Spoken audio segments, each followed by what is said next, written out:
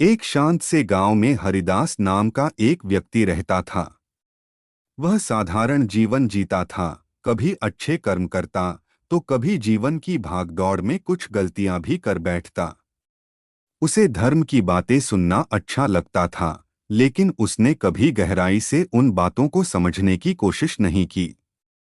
समय बीतता गया और एक दिन उसका जीवन अंत की ओर पहुंच गया।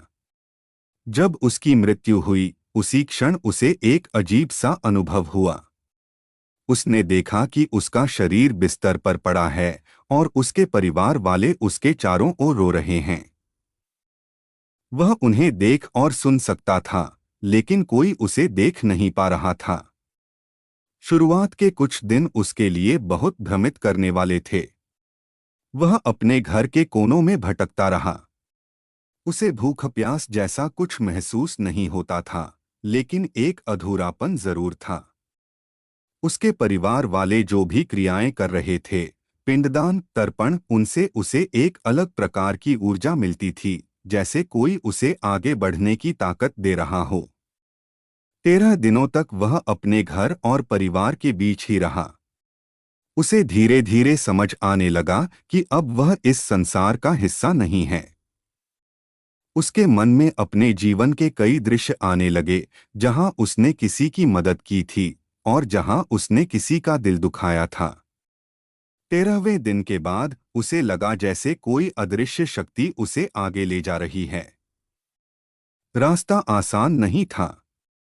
उसे एक लंबी यात्रा पर निकलना पड़ा, जहां समय का कोई स्पष्ट अंदाजा नहीं था।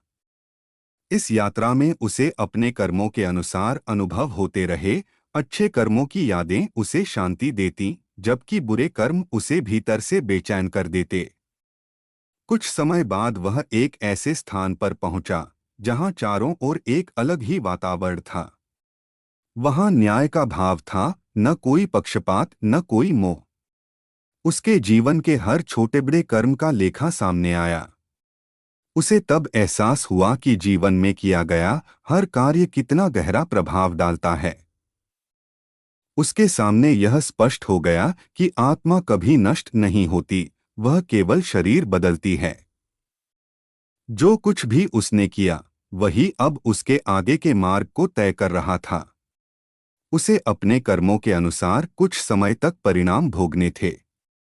इसके बाद उसे एक नया अवसर मिलने वाला था, एक नया जन्म, जहां वह अपनी पिछली गलतियों को सुधार सकता था और बेहतर जीवन जी सकता था। जैसे ही उसकी यात्रा का यह चरण पूरा हुआ, उसने एक नई शुरुआत की ओर कदम बढ़ाया। अब वह एक नए शरीर में प्रवेश करने जा रहा था, जहां फिर से कर्म करने और अपने जीवन को बेहतर बनाने का मौका था। सीख, मनुष्य का वास्तविक स्वरूप उसका शरीर नहीं, बल्कि उसकी आत्मा है। जीवन में किए गए कर्म ही उसके भविष्य का निर्माण करते हैं।